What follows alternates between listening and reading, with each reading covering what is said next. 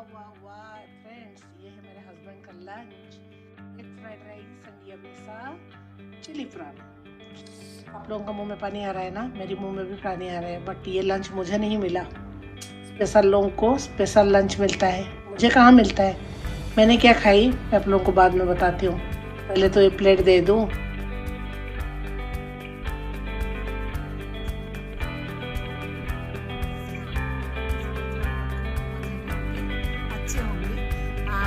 बहुत अच्छी हूँ।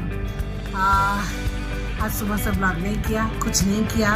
लेजी सा डे है, अच्छा नहीं लगा कुछ करने के लिए, तो अभी तक कैमरा भी नहीं उठाई थी। तो अभी सोची कि इसे बैठने से और ज़्यादा लेजी लगेगा। चलो कैमरा ऑन करते हैं, आप लोगों के साथ गप्पे मारते हैं। आ गई कैमरा के पास। सो अभी तो एक बार कैमरा ऑन कर दो तो मुझे फीलिंग होता है कि मेरे सामने मेरे फ्रेंड्स है। सो बात करना चालू हो जाता है, अपने आप अच्छा लगता है। ये बहुत अच्छी चीज़ है कि जब कुछ अच्छा नहीं लगता तो अच्छा लगने का तरीका हम लोगों को ढूंढना पड़ता है। वो कैमरा जब ऑन कर देते हैं ना, वो तरीका अपने आप आ जाती है। मज़ा लगता है, बहुत अच्छा लगता है कि मैंने बात करी हूँ मेरे फ्रेंड्स के साथ, गप्पे मार रहा हूँ। मेरा जो दिन का जो हुआ मैं उसको शेयर करती हूँ और आप लोगों से भी सुनती हूँ, तो मज़ा आती है। सो वही है, तो इसलिए कैमरा खोल के आ गई। आज एक्चुअली ना मेरा जो कॉलेज और यूनिवर्सिटी का जो टाइम है, वो टाइम एक्चुअली बहुत याद आ रहा था। सच में मुझे लग रहा था कि अभी तो ये हुआ, अभी तो वो हुआ।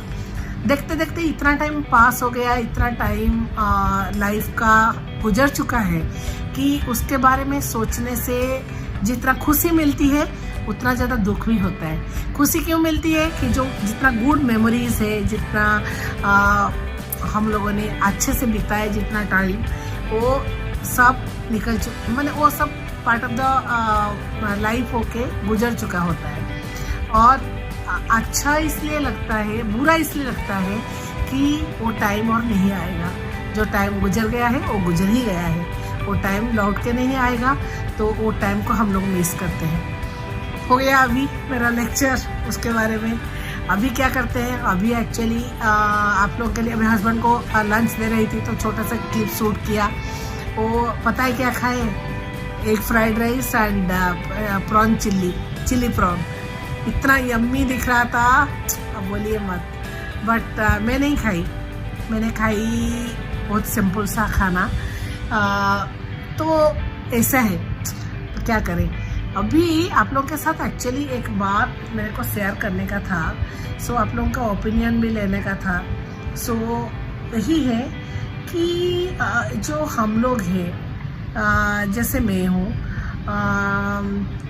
मैं मेरे बेटे के साथ साथ खुद को ग्रो होते देखा। कैसे देखा ना, मैं हाईली एजुकेटेड, वो बात मैं मानती हूँ।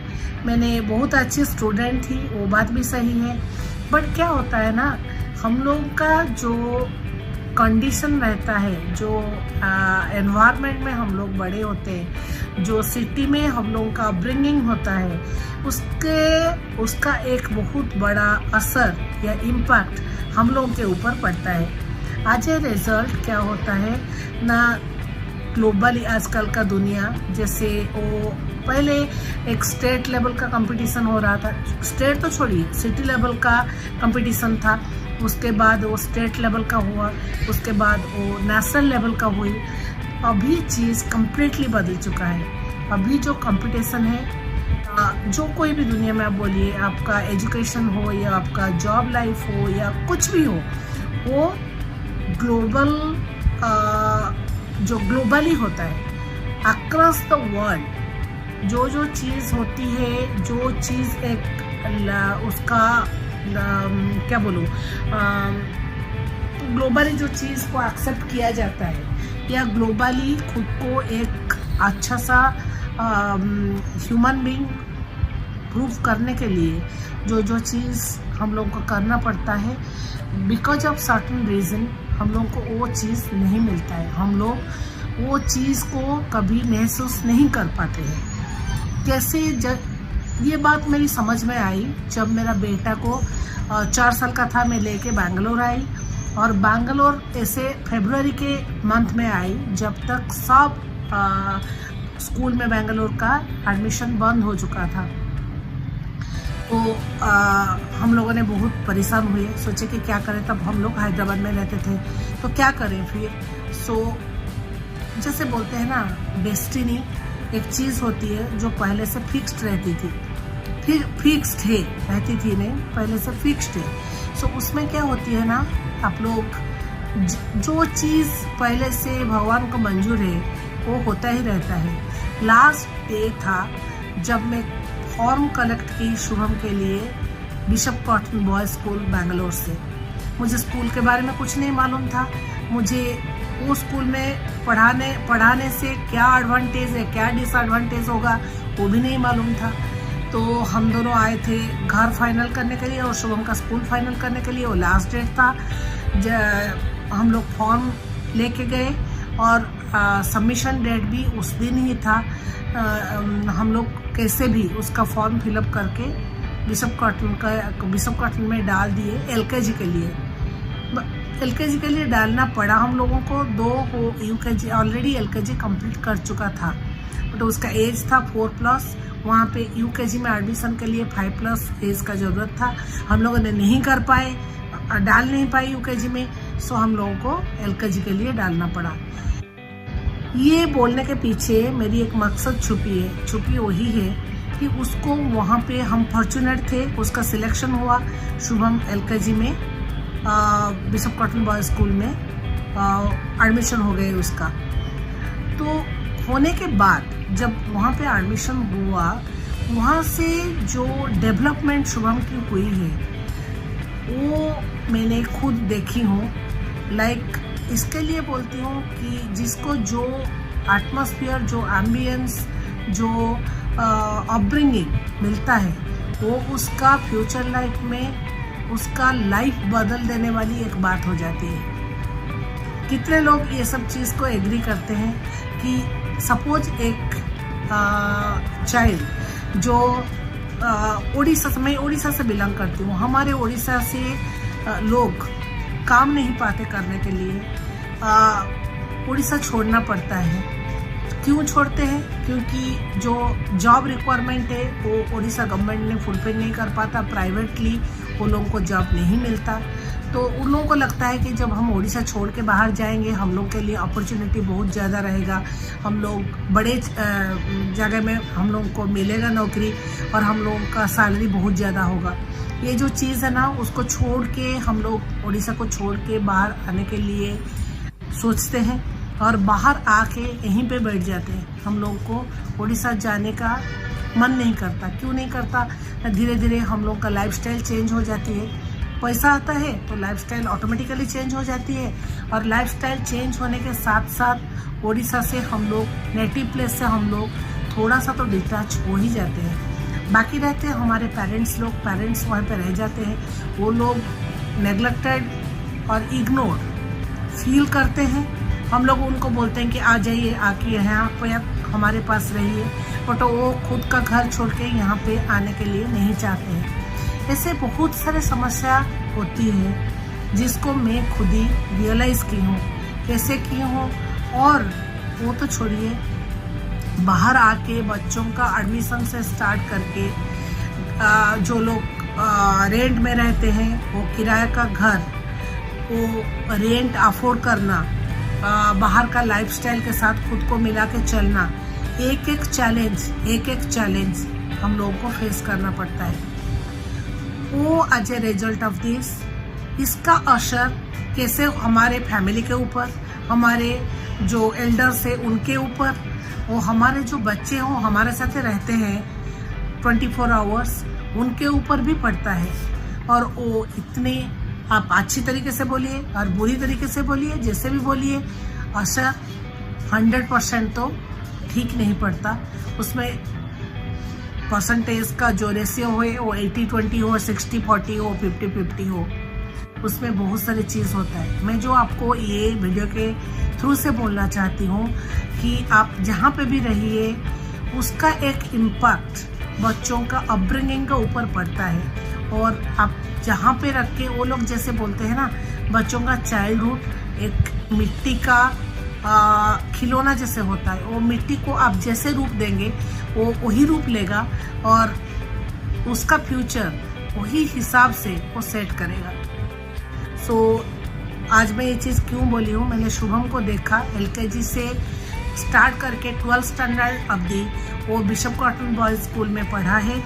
और bishop cotton boys school one of the best school in Bangalore, not only Bangalore, वो इंडिया का one of the best school है जहाँ से उसका स्कूलिंग हुआ है।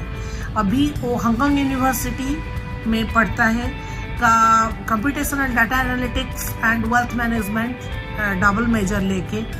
वो उसके साथ मैं ग्रो कैसे की हूँ वो चीज़ मैंने आप लोगों को बताना चाहती थी।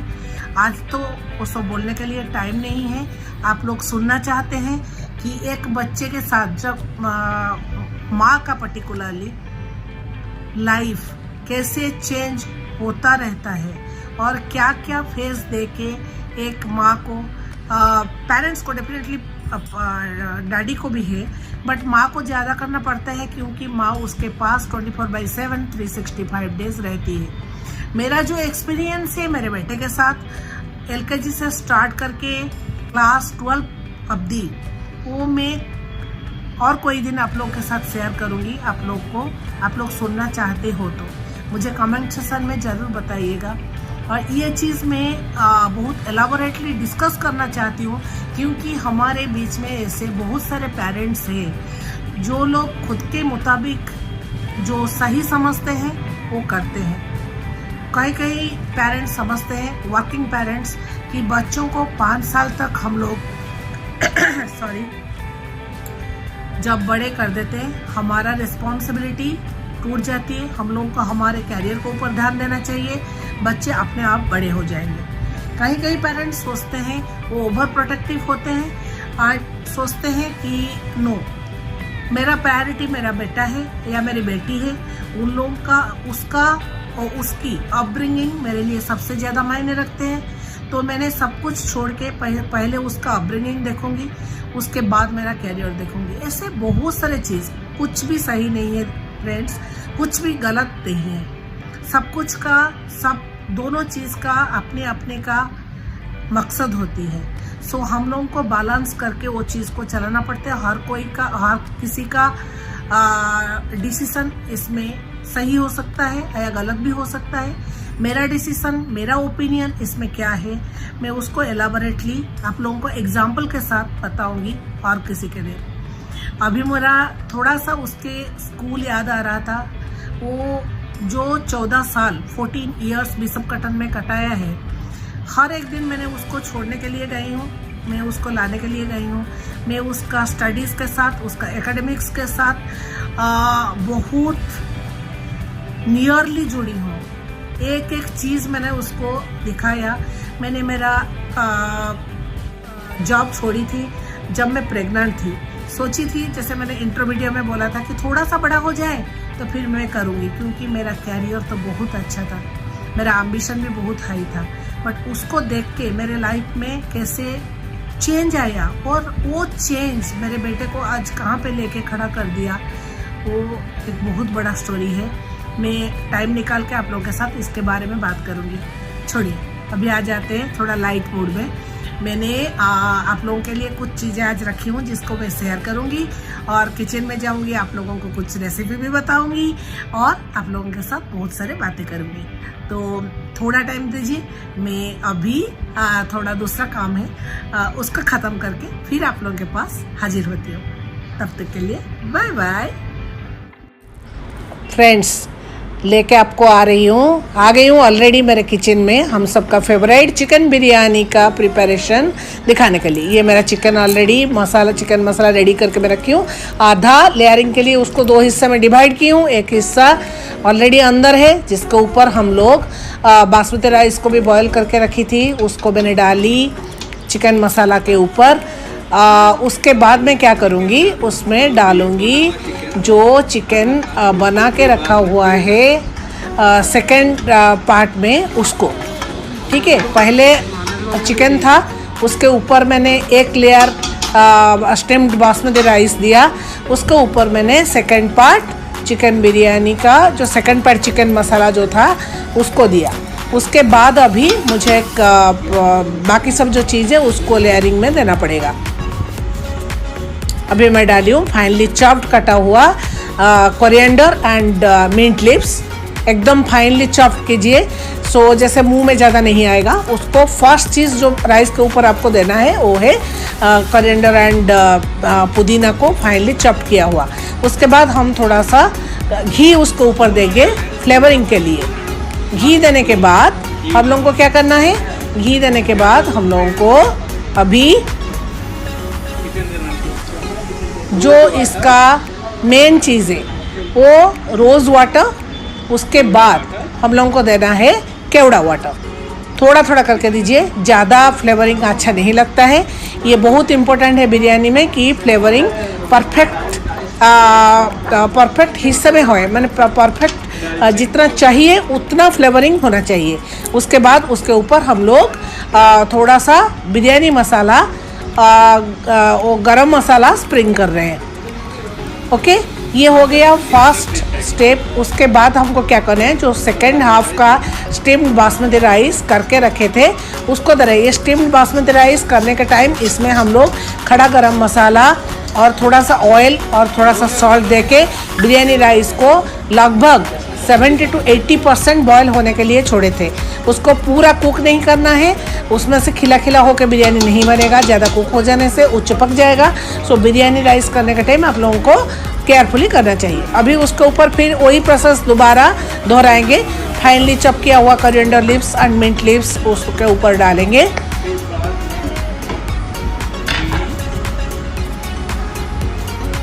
उसके बाद डालेंगे घी।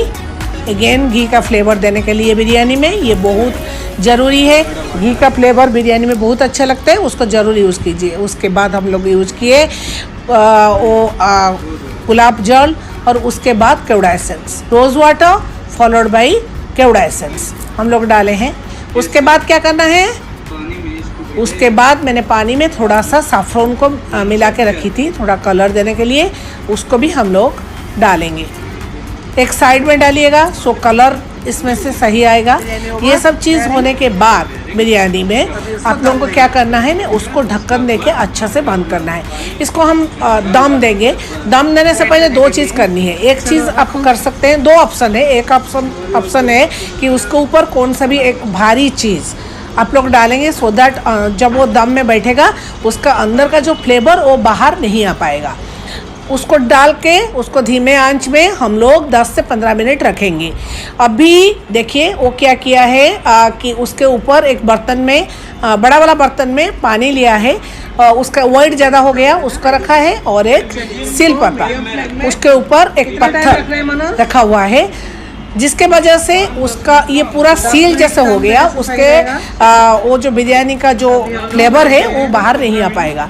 दूसरा एक भी स्टेप है, इसमें हम लोगों को वो आटा का डो बना के उसको चारों साइड में वो बर्तन का सील कर देनी है।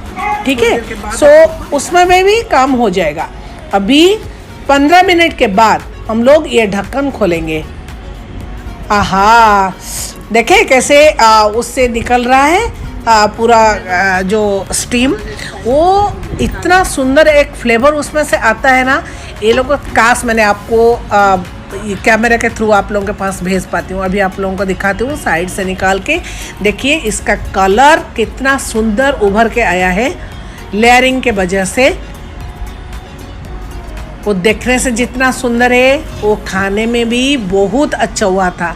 इतना अच्छा हुआ था कि जिसको एक प्लेट बिरयानी खाना है वो उसमें से 1.5 प्लेट्स बिरयानी खा जाएगा। आप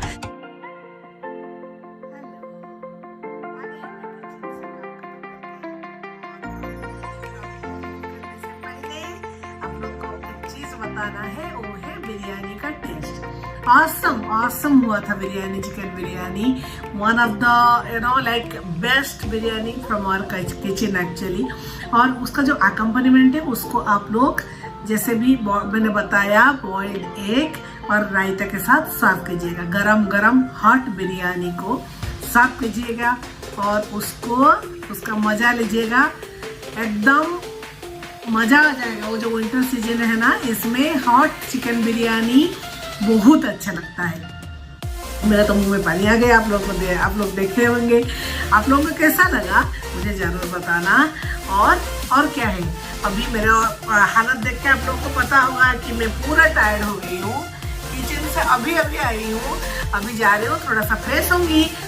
उसके बाद थोड़ा सा जो काम है उसको भी खत्म करना है और उसके बाद डिनर खा के सोना है। तो आप लोगों को आज का ब्लॉग कैसा लगा जरूर बताइएगा और ब्लॉग को एंजॉय कीजिएगा। ब्लॉग अच्छा लगा तो फिर एक बार रिक्वेस्ट है आप लोगों को, आप लोग आपका प्यार मुझे लाइक के थ्रू से देना और वो प्यार मेरे तक पहुंच जाएगा। मुझे मोटिवेशन मिलेगा आप लोगों के पास और अच्छा ब्लॉग भी आएगा। इतना ही, और आज के लिए ब्लॉग को एंड करती हूँ। कल फिर आऊंगी एक छोटू सा प्यारा सा इंटरेस्टिंग सा ब्लॉग लेके आप लोगों के पास नया एनर्जी के साथ। तब तक के लिए बाय, गुड नाइट।